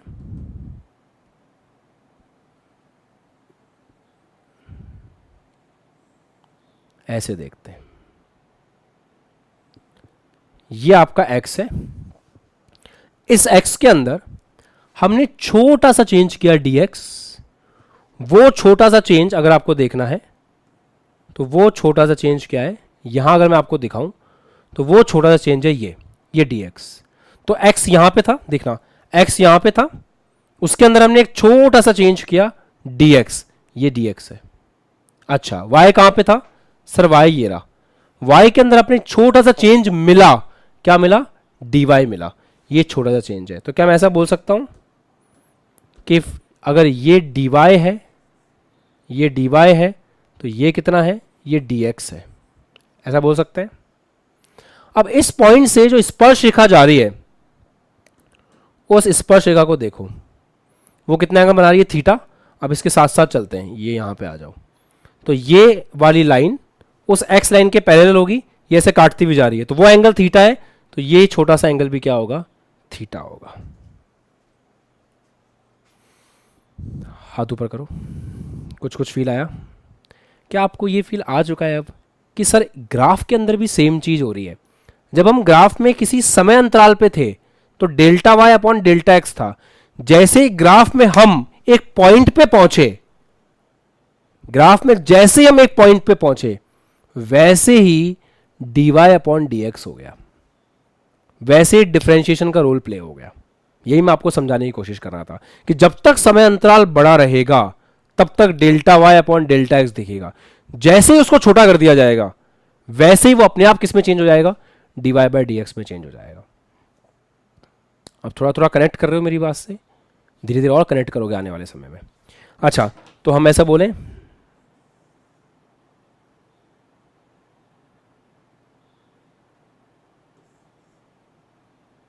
हम ऐसा बोलें कि अब यहां पे अगर आप tan थीटा लिखोगे, तो वो क्या आएगा, लंब बटा आधार, लंब कितना है dy, आधार कितना है dx, और ये क्या होगा, ये होगा स्पर्श रेखा का स्लोप। तो अगर कोई आपसे पूछे delta y by delta x क्या होता है, तो आप सिंपल सा बोलोगे सर वो सेकंड का स्लोप होता है, ऐसे। और कोई आपसे पूछे कि delta y d Y by D x क्या होता है, तो आप बोलोगे सर वो स्पर्श रेखा का स्लोप होता है।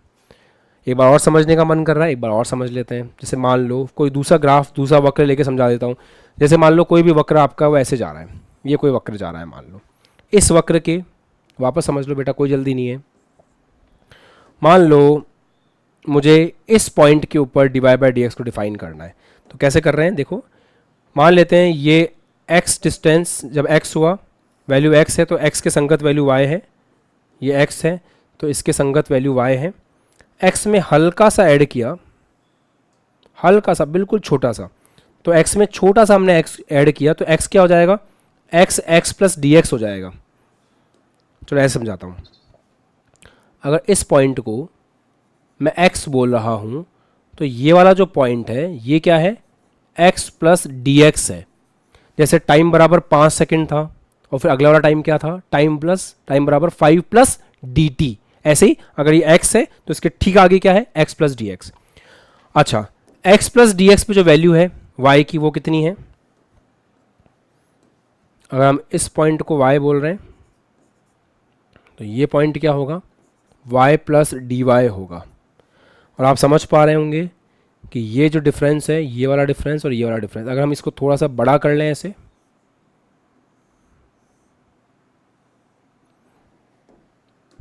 तो ये डिस्टेंस अगर dx है तो ये डिस्टेंस dy होगा, अगर इस छोटे से पोर्शन को बड़ा कर लें। दूसरी बात, इस पॉइंट पर जो स्पर्श रेखा है ये कितना एंगल बना रहा है, थीटा, तो ये वाला एंगल भी कितना होगा, थीटा। ऐसे तो आप अगर इसका स्लोप लिखो चाहे इसका स्लोप, बात तो एक ही है। तो अगर आप tan थीटा लिखते हो तो tan थीटा क्या होगा इस केस में, लंब बटा आधार, मतलब dy बाई डी एक्स हो जाएगा ऐसे। ये क्या हो जाएगा, स्लोप ऑफ टेंजेंट, इसको बोल देंगे स्लोप ऑफ टेंजेंट, मतलब स्पर्श रेखा का झुकाव।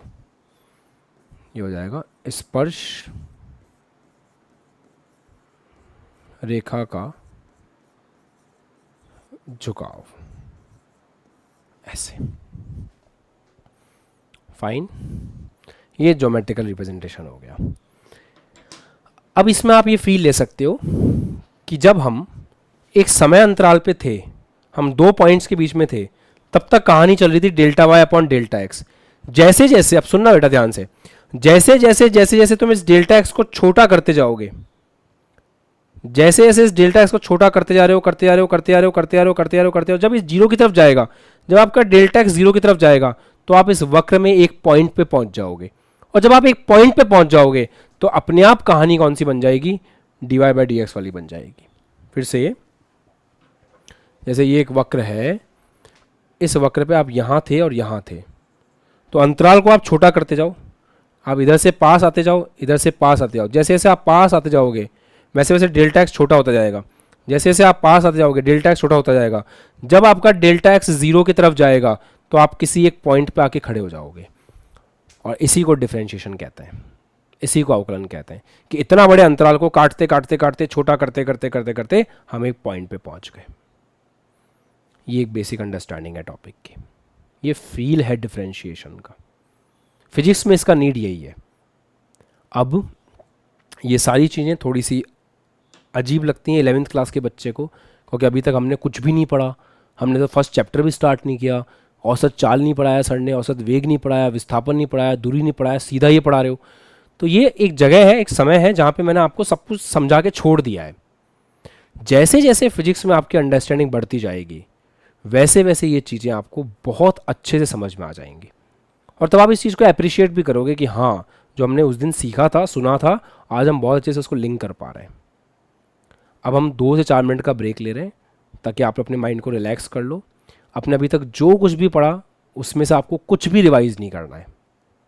रजिस्टर के इन पन्नों को आपको रिवाइज करना ही नहीं है।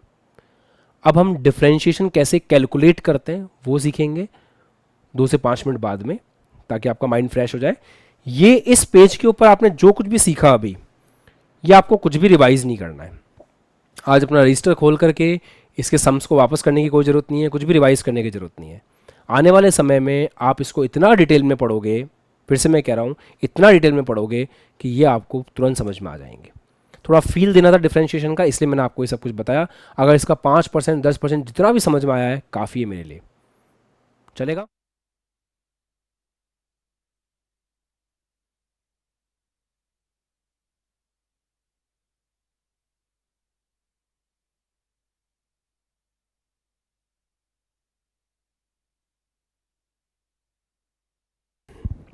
चलिए अब हम क्या करेंगे, अब हम बेसिकली डिफरेंशिएशन कैलकुलेट करना सीखेंगे। तो अब आपको दिमाग पे लोड कम रहेगा, आपको अब मज़ा आएगा, क्योंकि अब आप मैथमेटिक्स करोगे। तो जितना दिमाग पे लोड आना था वो आ चुका है, अब हम मैथमेटिक्स करेंगे, मतलब अब हम कैलकुलेट करना सीखेंगे। तो चलो स्टार्ट करते हैं। सबसे पहली बात हम ये सीखने की कोशिश करते हैं कि डिफरेंशिएशन के प्रतीक कैसे होते हैं, नोटेशन कैसे होते हैं, है ना, कि डिफरेंशिएशन को शो कैसे करते हैं। तो जैसे y is equals to f x है, तो इसका मतलब होता है कि y जो है वो x का फलन है ना, y है जो है वो x का फलन है। इसका मतलब ये होता है। अगर अपन डिफरेंशिएशन कर रहे हैं, इसका इस स्टेटमेंट का मीनिंग क्या है पहले वो समझें। y x का फलन है, ये इसका मीनिंग होता है। अब अगर अपन डिफरेंशिएशन कर रहे हैं तो डिफरेंशिएशन कैसे करेंगे, उसका प्रतीक क्या होगा, नोटेशन क्या होगा। तो अवकलन का नोटेशन ऐसा होता है dy बाय डी एक्स। इसका मतलब होता है y का अवकलन x के सापेक्ष। इसका मतलब होता है y का अवकलन x के सापेक्ष। Differentiation of y with respect to x।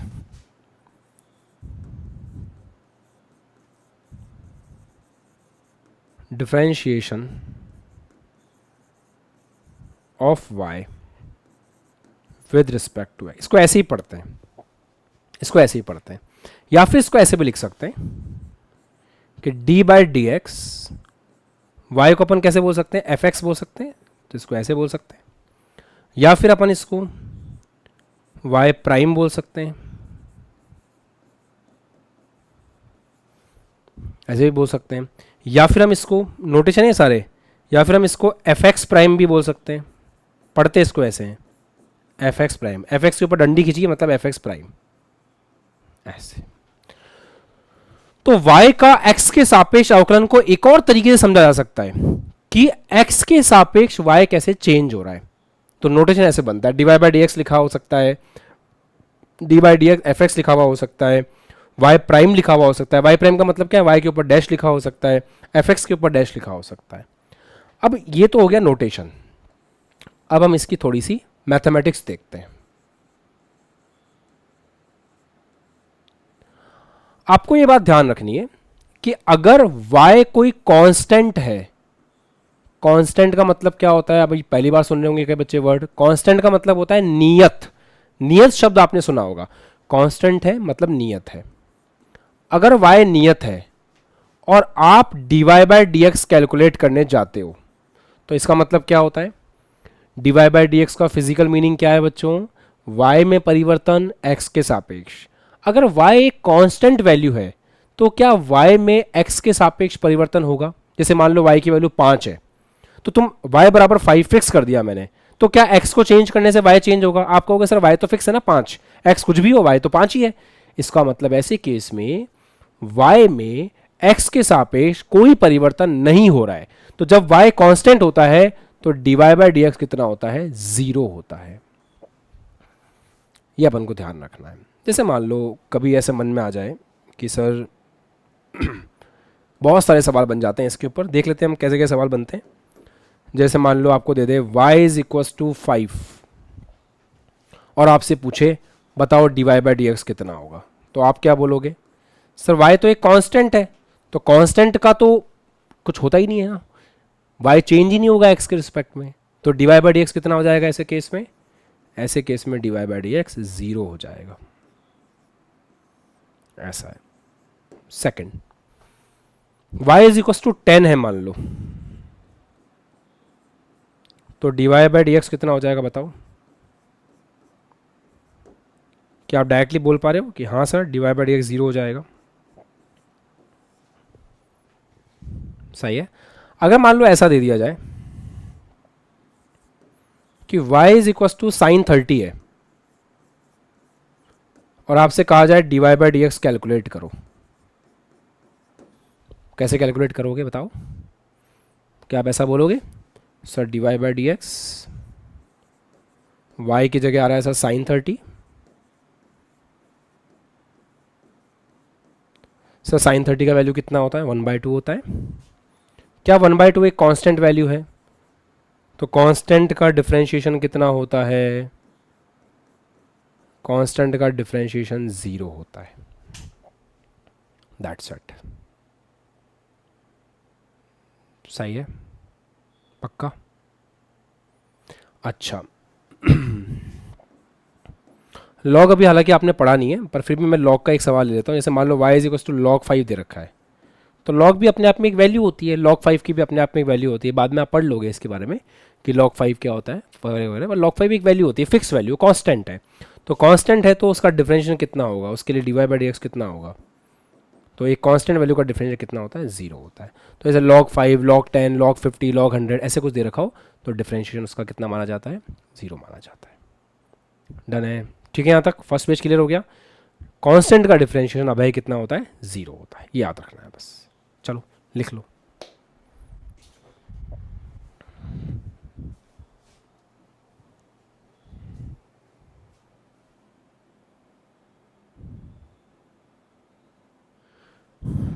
चलिए आगे बढ़ रहे हैं। हो गया, कॉपी हो गया सबका।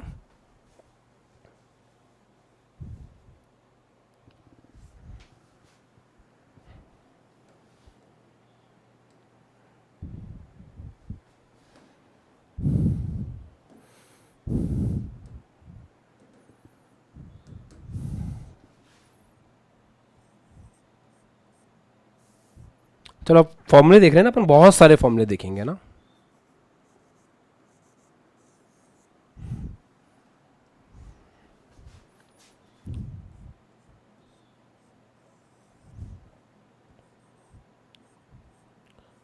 जैसे y इज इक्वल टू है x की पावर n, इसके लिए अगर अपन सोचें, ध्यान सुनना, अगर y है x की पावर n मतलब x की कोई घात है और आपको कहा जा रहा है कि आपको dy बाय डी के बारे में बताना है, तो लिखते कैसे हैं पहले वो देखें। dy by d is equal to d by d x, y की जगह आ जाएगा x की पावर n।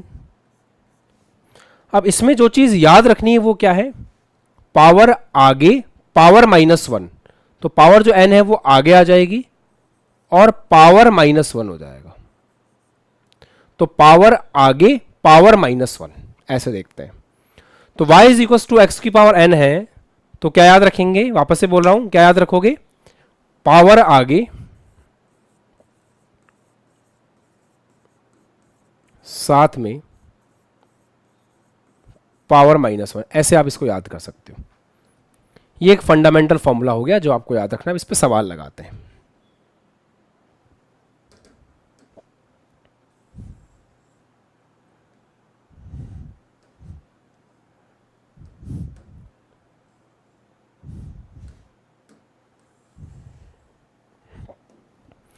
जैसे हमें सवाल में दे दिया जाए कि y is equal to x की पावर 2 है और आपको dy बाय डी निकाला। अब मैं एक काम करता हूँ, ये मुझे भद्दा लगता है dy बाय डी बार बार लिखना, तो मैं इसको ऐसे y प्राइम भी लिख सकता हूँ कभी कभी मन करेगा तो, है ना।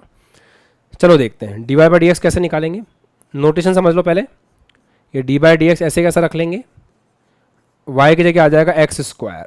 अच्छा क्या सिखाया, पावर आगे पावर -1 कर लोगे, पावर आगे पावर -1 करें।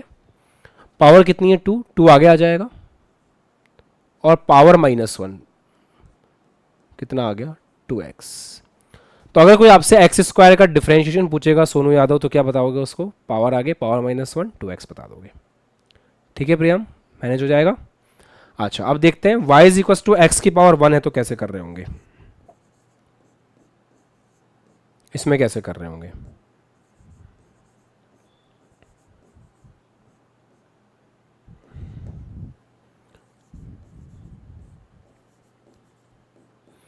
y की जगह x रख लेंगे।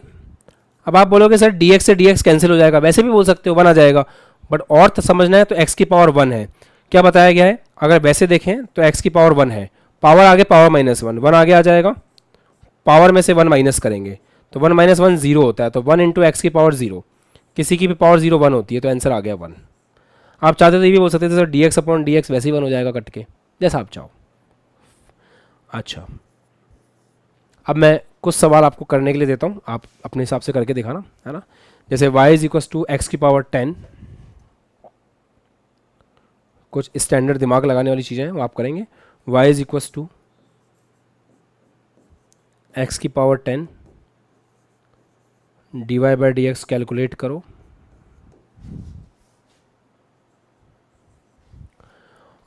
y is equal to x की power 7.6 D Y by D x calculate करो। y is equal to x की power 5/2 D Y by D x calculate करो। y is equal to under root X, है ना, under root X D Y by D x calculate करो। y X root X D Y by D x calculate करेंगे। ठीक है, y बराबर 1/x d Y by D x calculate करेंगे। ठीक है, y बराबर 1/x का square d Y by D x calculate करेंगे। चलो स्टार्ट हो जाओ।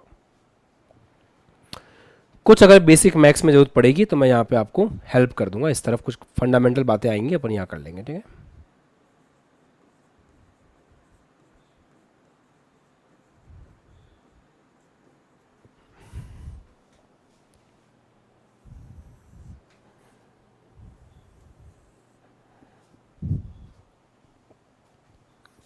पहले आप सारे कैलकुलेट कर लो, फिर मैं सारे बता देता हूँ।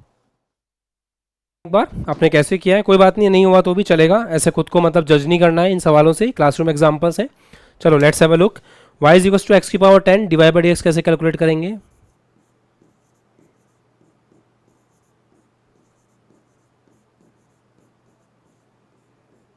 पावर आगे पावर -1, 10 आगे आ जाएगा 10 -1,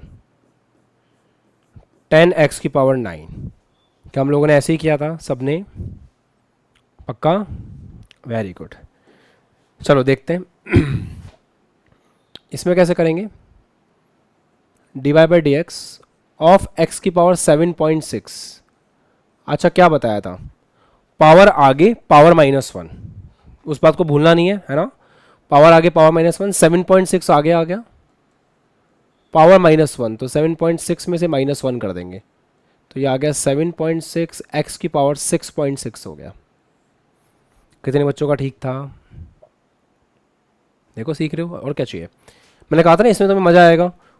आज की क्लास का फर्स्ट हाफ में दिमाग का भेजा फ्राई हुआ, सेकंड हाफ बहुत अच्छा जाएगा, पर जो फर्स्ट हाफ में पढ़ा है उसकी वैल्यू आज समझ में नहीं आएगी, थोड़े टाइम बाद समझ में आएगी कि सर क्या ही पढ़ाया था, ऐसा अभी पता नहीं चलेगा, बाद में पता चलेगा। ठीक है, तो पावर आगे पावर -1, तो एक्स की पावर 5/2 है, पावर आगे आ जाएगी तो 5/2 आगे आ जाएगा, पावर -1 तो 5/2 -1, 5/2 एक्स कितना आ जाएगा, ये 3/2,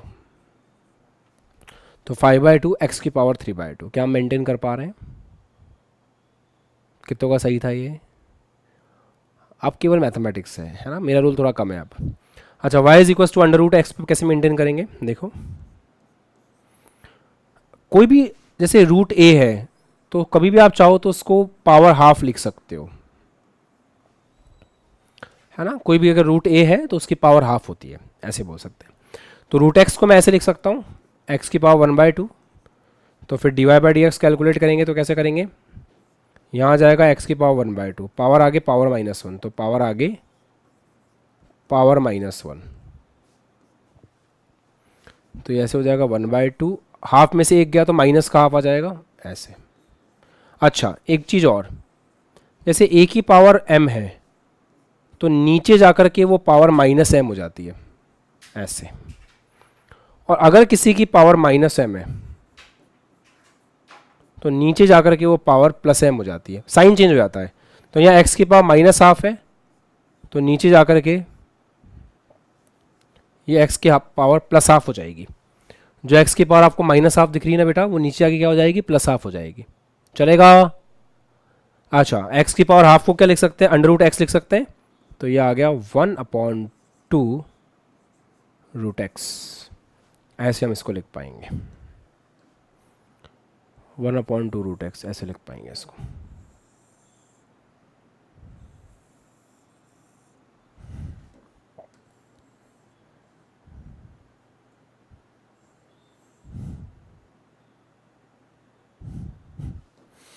one upon two root x ऐसे लिख पाएंगे, कोई दिक्कत नहीं है, शानदार है, बिंदास एकदम। अगला वाला करें। अच्छा, एक्स रूट एक्स है, इसको थोड़ा सा मैनिपुलेट करते हैं पहले। क्या मैं ऐसा लिख सकता हूँ कि एक्स की पावर 1 डॉट एक्स की पावर 1/2, रूट एक्स को हम 1/2 लिख सकते हैं। अब आपको एक छोटी सी बात और पता होनी चाहिए कि ए की पावर अगर m है और ए की पावर m है, बेस सेम है तो पावर जुड़ जाती है, तो ये हो जाएगा m + n ऐसे। तो x की पावर 1 है, x की पावर 1/2 है, तो ये जुड़ करके हो जाएगा x की पावर 1 + 1/2, दैट इज x की पावर 3/2, ऐसे हो जाएगा, है ना, ये चीज। Got it, perfect. अब करते हैं, तो D Y by D x calculate करेंगे तो ये हो जाएगा D by D x x की पावर 3/2 के लिए। भाई एक्स रूट एक्स को अपन क्या लिख सकते हैं, एक्स की पावर 3/2 लिख सकते हैं, वैसे सॉल्व कर लेंगे। ये चीज़ आपको हो सकता है क्लिक नहीं की होगी, कोई बात नहीं। अच्छा, पावर आगे पावर -1, तो 3/2 आगे आ जाएगा, पावर आगे पावर -1, पावर आगे पावर -1, तो 3/2 -1 करेंगे तो कितना आ जाएगा, 1/2 आ जाएगा, ठीक है। और x की पावर 1/2 को क्या लिख सकते हैं, रूट एक्स लिख सकते हैं वापस से, तो ये आपका ऐसा हो जाएगा 3 रूट x/2। क्या ये पेन दे रहा है क्या, नहीं ना, आसान है, बस हमें केवल पावर्स के साथ खेलना है और कुछ नहीं करना है।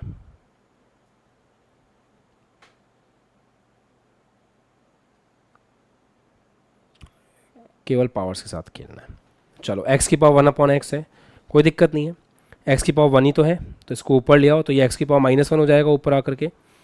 तो D Y by D x calculate करेंगे, ध्यान से देखेंगे सब बच्चे इस एग्जाम्पल को। D by D x x की पावर -1, क्या सिखाया था मैंने, पावर आगे पावर -1, तो ये पावर है, पावर आगे power -1,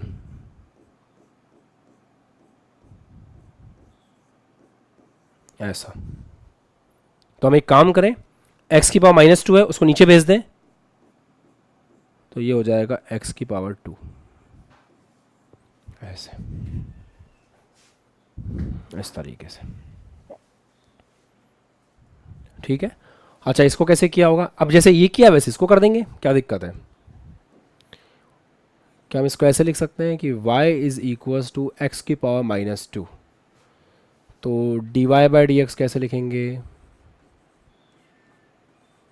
D by D x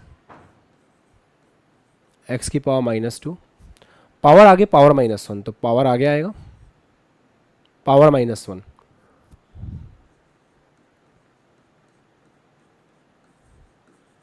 -3, power आगे पावर -1 ऐसे याद रखना है। तो जो भी पावर है उसमें -1 कर देना है, जो पावर है चाहे वो प्लस में हो चाहे माइनस में, ऐसे कैसे उसको आगे ले आना है। ये हमारे कंसेप्ट क्लियर होने चाहिए इस सवालों को करते वक्त। अच्छा, तो -2 x⁻³ नीचे आ जाएगा ऐसा। ठीक है, बन जाएंगे सवाल। अब अगर इस तरह के सवाल आएंगे तो बना लोगे। बच्चा कह रहा है सर 7 को रिपीट कर दीजिए। 7 में कुछ भी नहीं है बेटा, देखो वापस समझ लो। ये x है, ये √x है। √x को अपन x⁻1/2 लिख सकते हैं। बेस सेम होता है, पावर जुड़ जाती है, तो x सेम है, पावर जुड़ गई 1 + 1/2। 1 + 1/2 हो गया 3/2। अब इसको सॉल्व किया तो पावर आगे पावर -1, पावर आगे पावर -1 किया तो 1/2 आ गया। 1/2 को √x लिख सकते हैं, बस हो गया ऐसे। आगे और सवाल देते हैं, करो। किसी को कॉपी वॉपी करना है तो कर लो। मैं आगे के सवाल यहाँ लिख देता हूँ।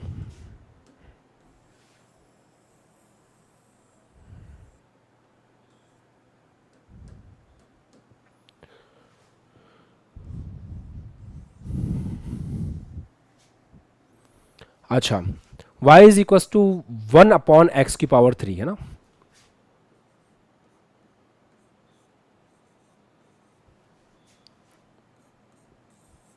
y is equals to 1/x⁻3। y is equals to 1/x⁵।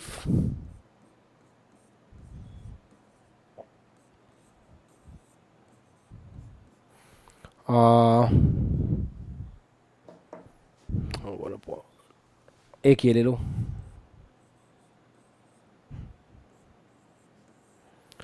ठीक है, और ये ले लो।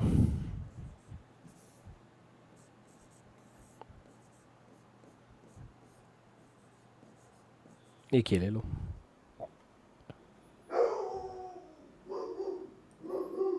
चलो करो।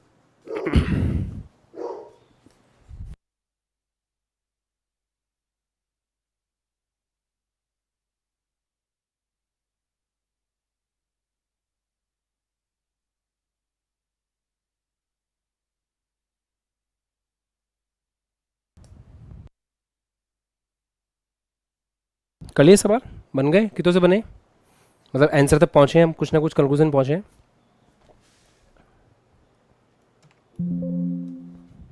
अच्छा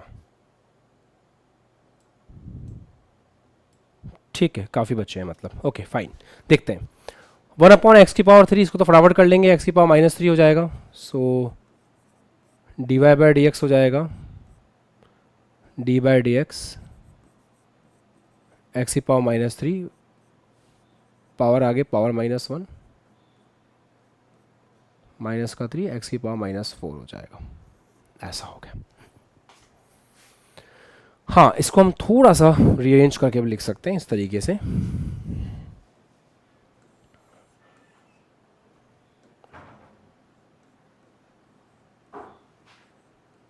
x⁻⁴, राइट।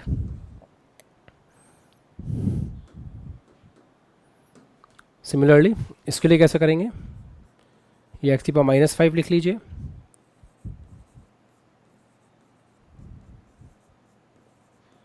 इसको x⁻⁵ लिख के सॉल्व करेंगे, पावर आगे पावर -1, तो ये -5/x⁻⁶। कितने बच्चों का यही आंसर था? बस सीख रहे हो, अब कहाँ घबराने की जरूरत है। 1/√x, इसको कैसे करेंगे, तो 1/x⁻1/2 लिखेंगे, ऊपर जाएगा x⁻⁻1/2 हो जाएगा। अच्छा, ऐसे देखेंगे तो फिर कैसे रहेगा आगे,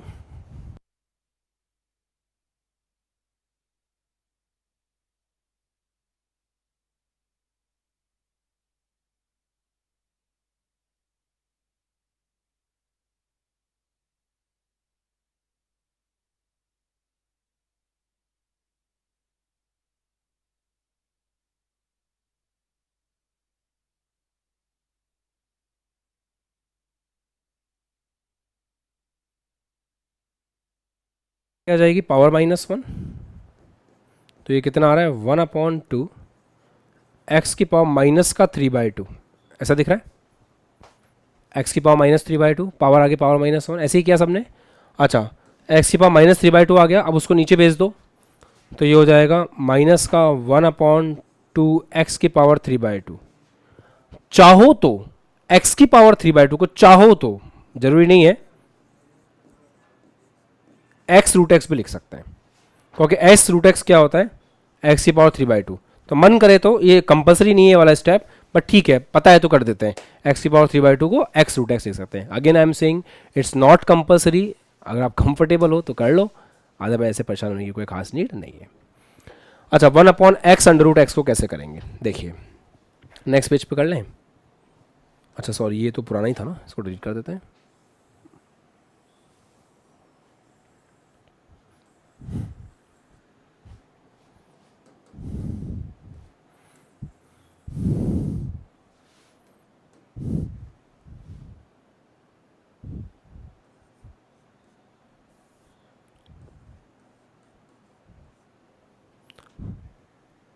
तो डिवाइड बाई डी एक्स,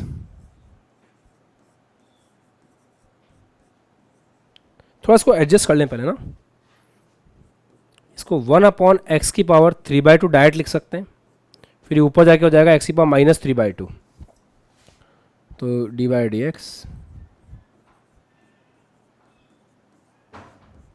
अच्छा, पावर आगे पावर -1 कर सकते हैं ना, तो पावर आगे ले आओ, पावर -1 कर लो, माइनस का 3/2 आगे आ गया, पावर -1